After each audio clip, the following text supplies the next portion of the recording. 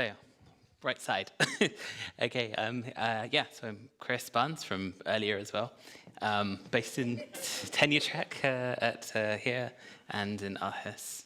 So I want to talk about the crop drought resilience in the era of hologenomics. But first off, it's really nice to go to a conference where you don't even need to explain this concept. It's the same in plants as it is animals, essentially. But one thing I wanted to kind of point out is kind of my path to the hologenomics idea. So I don't think there's been as much blowback as this theory for plants as there is animals, because we've known for a long time that microbes affect plants. So for example, it's been known for a long time that different varieties of tomatoes might get different growth benefits from mycorrhizal fungi. Different legume species might also have more benefits from rhizobia and these type of things. Also, you would know that many different plants might be more or less susceptible to pathogens, and that includes within genotypes. So we know that the genome affects the microbiome in plants for a long time. But what I think is really nice is that in the last, say, 5 years or so, there's been a lot more emphasis on this genome, microbiome, and environmental interactions. So this is an equation that probably looks very familiar to Anton, because I stole it from one of his papers and just stuck a plant over a rat. But essentially, it's just saying that, for example, traditionally I did a lot of studies and just didn't have the resources really, but the idea is that if you study just the regulation of the microbiome and through the environment, you're missing the genome effect, so it's all confounded. And likewise, the plant scientists were interested in studying the plant phenotype, and then were looking only at the environment and missing the effect of the microbiome. So I think it's the way forward. But I really just wanted to subdivide this into pieces because I think it actually is worthwhile separating these things. So the holobiont theory in plants, I think, is a bit different from wild plants, from modern crops. And I just wanted to use a case study of one of my bits of work. But so teosynthis is the wild relative of maize. And we formed a small study where we basically sampled teosynthis populations from across its native range. So it comes from a mountain range. So it comes from sea level up to 4,000 meters above sea level. So obviously that comes with a temperature gradient as well, but it's nice because it's multiple mountains rather than just a single mountain range. And what we did was we took these seeds and grew them in what's called a common garden experiment, where you take the seeds, grow them in a plot, but the nice thing is it was right in the middle of its native range and at an intermediate altitude. And we just profiled the microbiome of these just to see if there was some sort of difference. And what we found is, not only did the phylogeny, so the genome, correlate with the microbiome, but it was also some predictable things based on their ancestral environment. So not the current environment, but the fact that the ones that came from highland locations tend to cultivate similar-ish microbiomes, and specifically certain bacteria, and particularly these two bacterial groups, these Columnidaceae and Colobacteriaceae, are shown to be enriched in many cold-tolerant plants. So if you stick a modern maize plant into the fridge, it'll actually enrich these Columnidaceae and Colobacteriaceae.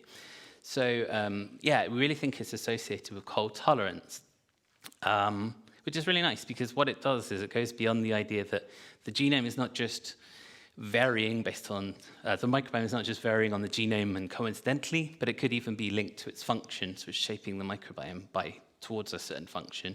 And in our case, the teosynthis, maybe at least one of the ideas is it's shaping it towards cold tolerance. And then this is my kind of key question I want to kind of work towards really is, does the regulation, so not necessarily specifically the composition, but the regulation of the root microbiome follow natural selection within wild plant species? Obviously, because if you can obtain a fitness advantage for its functioning.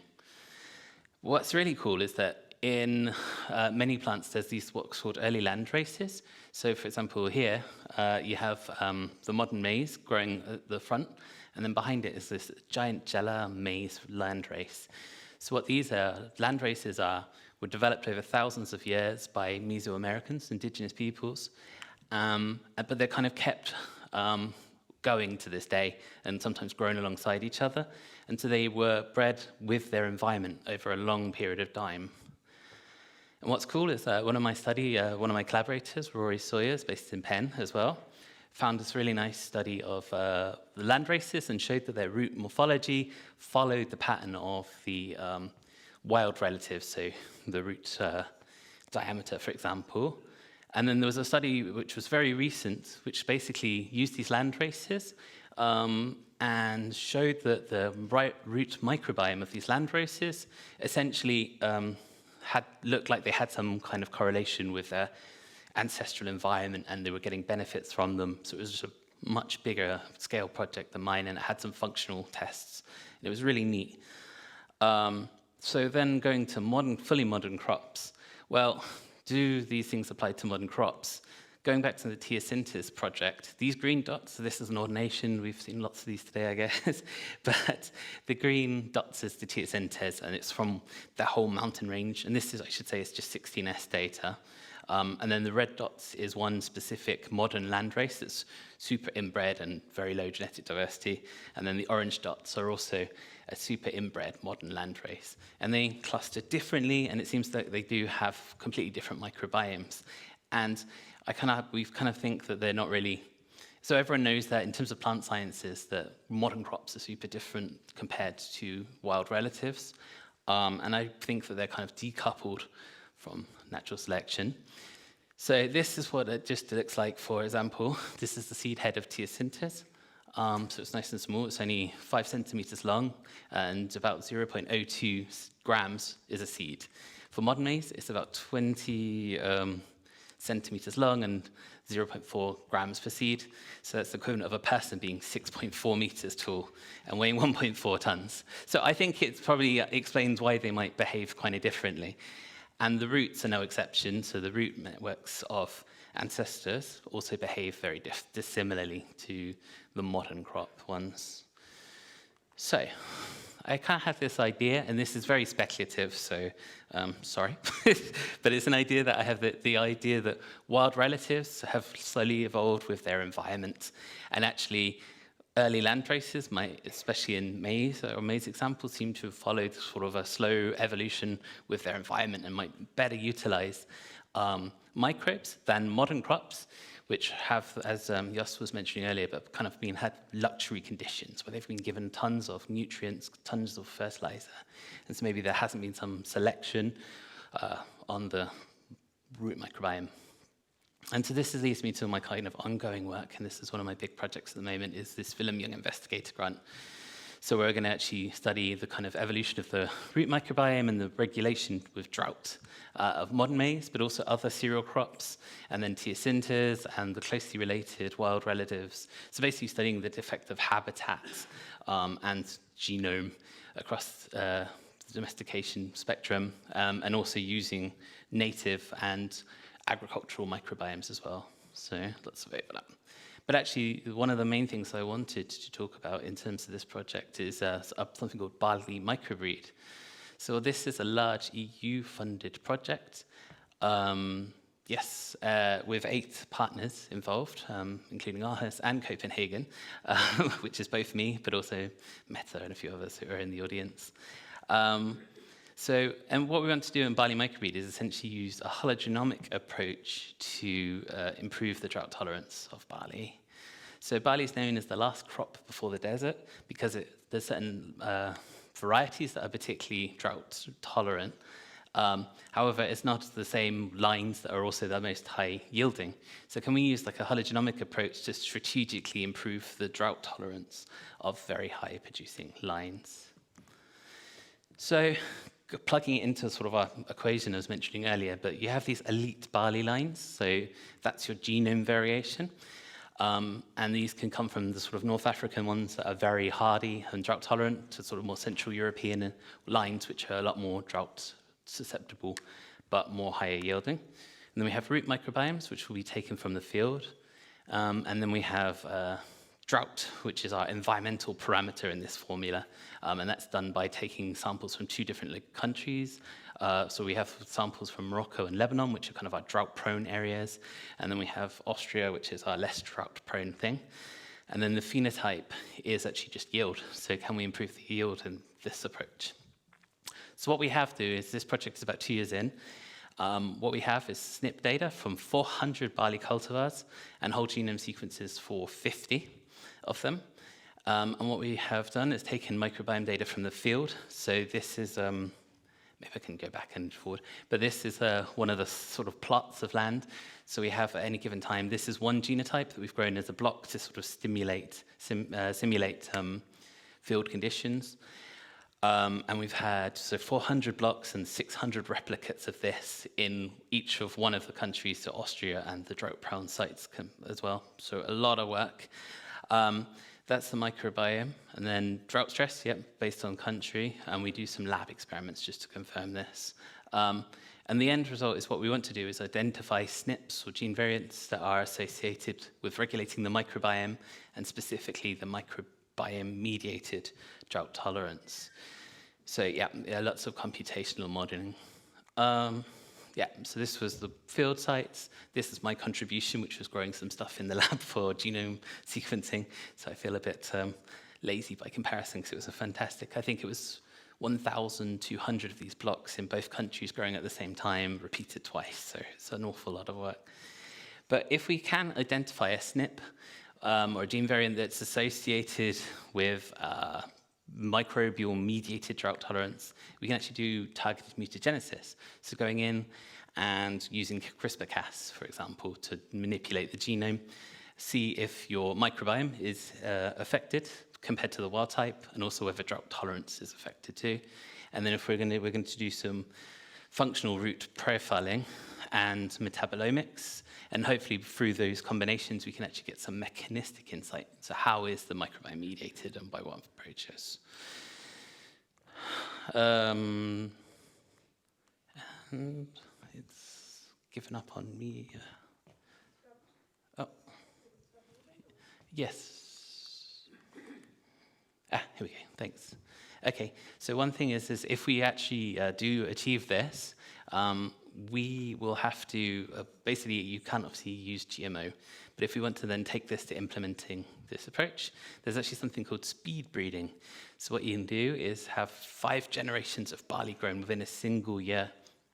And the good thing about this is basically if you have your gene variant in your natural populations, one of your populations of interest, you have your high-producing high-yielding line, you can cross them together. And then check you have your drought tolerance gene in, and then keep crossing with your high-producing line, and keep checking to make sure you have your gene variant into your hybrid. And if you do that enough times, you end up with a genome that's is mostly the high-producing line, but you maintain your gene variant in. So that's the way to kind of have a line which is non-GMO, technically. And so, yes, but as I mentioned, this is coming 2 years in, and we're having some nice effects. So, for example, the genotype effect of these cultivars, the barley lines, is having a much larger effect than spatial variation. So we're always worried if one side of a field is a bit more low in pH or whatever, then it could have an effect. But it's a block design, and we see a very strong genotype effect comparatively. And what's interesting, and this is still very preliminary, but we found, for example, that fungal richness correlates with biomass, and we even have a glasshouse trial which seems to kind of correlate with this. But again, early days. And then the last thing is just to say that even then specific microbes are also linked with biomass as well. So the alternative approach could be potentially to culture these and see if they're even probiotics, which is another thing. Yeah. And with that, I just want to say thank you, and I think that this whole area is going to hopefully lead to some very happy farmers in the future. So.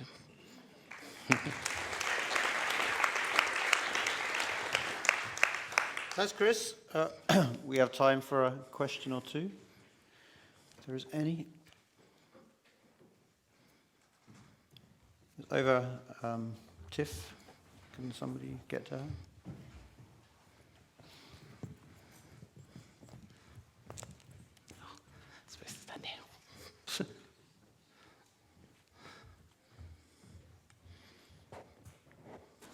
Yeah, thanks, Chris. Really interesting. I was just curious, so since we're thinking about the hollow biome and the environment, and I mean, one way to deal with drought is through the plants being more tolerant, but then is there thoughts on how to also improve actually the soil quality?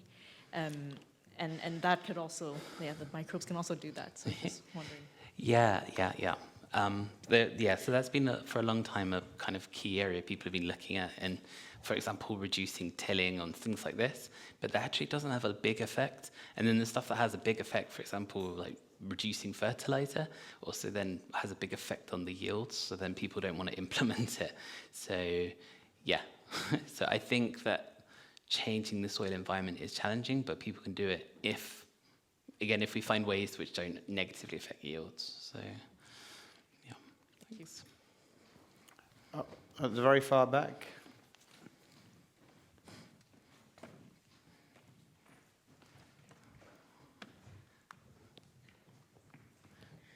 Great talk. I think it's super interesting and definitely where we need to go. I was wondering about speed breeding and what kind of stress that puts on, because they're very little pots. Yeah. And so what kind of stress, and also can you use speed breeding to induce a kind of stress to push an evolutionary, can we use that to test this holobiome, how the microbes in the plants are going in a stress, if we can get that many generations in 1 year. So it's kind of a two-part.